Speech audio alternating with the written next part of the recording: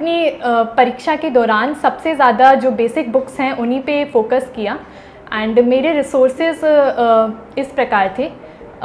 For GS1 मैंने history के लिए, मॉडर्न हिस्ट्री के लिए मैंने स्पेक्ट्रम पढ़ी है।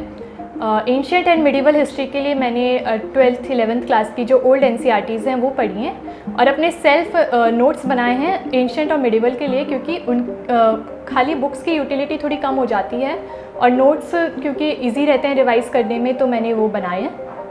और बाकी मैंने थोड़ा सेलेक्टिव रीडिंग करी है आर्ट एंड कल्चर के लिए नितिन सिंघानिया सर की बुक की, बट पूरी कवर टू कवर नहीं पढ़ी, बहुत कम सेलेक्टिव रीडिंग करी है।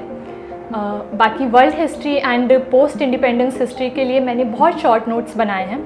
वर्ल्ड हिस्ट्री और पोस्ट इंडिपेंडेंस हिस्ट्री का मेरा एक एनालिसिस था जो मैंने खुद से किया था एंड हो सकता है कि ये बिल्कुल सही नहीं हो, बट मैंने ये नोटिस किया था प्रीवियस ईयर के क्वेश्चन पेपर्स देख के कि इवन ईयर्स में जब भी पेपर हुआ है, जैसे 2018, 2020 और 2022 जिसमें मेरा हुआ है, तो वर्ल्ड हिस्ट्री और पोस्ट इंडिपेंडेंस हिस्ट्री से questions generally in even years में आए नहीं हैं। तो मैंने दो छोड़ा नहीं था इन्हें कम्प्लीटली, बट स्टिल थोड़ा बहुत कम प्रिपरेशन की थी इन टॉपिक्स से। ज्योग्राफी के लिए मैंने अपने NCERTs ही करी हैं 11th 12th की, और GC लियोंग की बुक की बहुत बेसिक स्टडी की है। यूट्यूब पे राज तनिल मैम की बहुत अच्छी वीडियोस हैं ज्योग्राफी के लिए, उनको मैंने रेफ़र किया है। इंडियन सोसाइटी के लिए मैंने विजन IAS के नोट्स रेफ़र करे थे और उनसे ही अपने सेल्फ नोट्स बनाए थे। एंथ्रोपोलॉजी ऑप्शनल होने के कारण थोड़ी मदद उधर से भी मिली। GS2 के लिए पॉलिटी के लिए लक्ष्मीकांत सबसे पहले पढ़ी। लक्ष्मीकांत का प्रीलिम्स में बहुत महत्व रहा, मगर मेंस के लिए थोड़ी बहुत टॉपिक्स के सेल्फ नोट्स बनाने पड़े वेरियस सोर्सेज से, जैसे कि ऑनलाइन सर्च करके एंड जो विजन IAS और बाकी कोचिंग के मटेरियल रेफ़र करके टॉपिक्स के मेन स्पेसिफिक नोट्स बनाए हैं। इंटरनेशनल रिलेशंस भी मैंने ऐसे ही ऑनलाइन रिसोर्सेज से अपना प्रिपेयर किया था, और गवर्नेंस भी।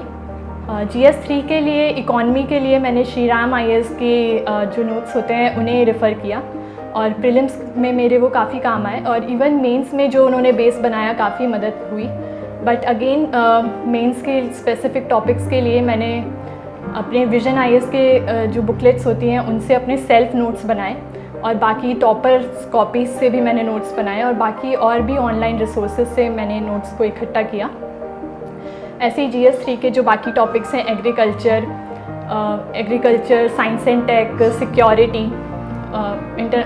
सिक्योरिटी, एनवायरनमेंट, उनके भी मैंने करंट टॉपिक्स, क्योंकि एनवायरनमेंट सिक्योरिटी से जनरली करंट अफेयर्स में क्या चल रहा है उससे रिलेटेड क्वेश्चंस आते हैं, तो उनके भी मैंने करंट ओरिएंटेड नोट्स सेल्फ बनाए थे from various offline and online sources. इनके लिए मैंने कोई एक सोर्स को नहीं देखा, बल्कि टॉपर्स कॉपीज़ और वेरियस अदर सोर्सेज से इनके नोट्स बनाए।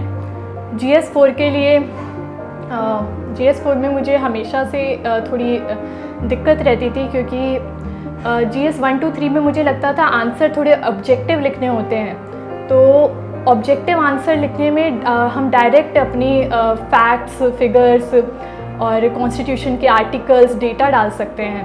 बट GS4 में मुझे लगता था आंसर्स का टाइप थोड़ा एब्स्ट्रैक्ट हो जाता है, तो उसमें मुझे थोड़ी दिक्कत आती थी। तो मैंने GS4 पे स्पेशल फोकस किया। मैंने और अपनी डेफिनेशंस लिखी, बहुत सारे कीवर्ड्स जो कि सिलेबस में थे, अपने खुद के एग्जांपल्स कलेक्ट करे, और खुद के भी नहीं और उसके अलावा भी जितने भी आज तक अच्छे काम किए गए हैं ऑलरेडी सर्विस में IAS ऑफिसर्स द्वारा, वो सारे एग्जांपल्स इकट्ठे करे, और बाकी भी न्यूज़पेपर्स और अदर सोर्सेज से जो भी एग्जांपल्स इकट्ठे किए जा सके उन सबको कंपाइल किया, और लास्ट में रिवाइज़ किया। कोट्स वगैरह को भी बहुत अच्छे से इकट्ठा किया, और लास्ट में रिवाइज़ किया कि मैं, क्योंकि GS4 का पेपर बहुत लेंथी आता है, तो उसे डिलीवर कर पाऊँ एग्ज़ाम हॉल में। प्रीलिम्स के लिए मैंने अभी तक जो अपनी बेसिक बुक्स बताई थी उन्हीं को रेफ़र किया।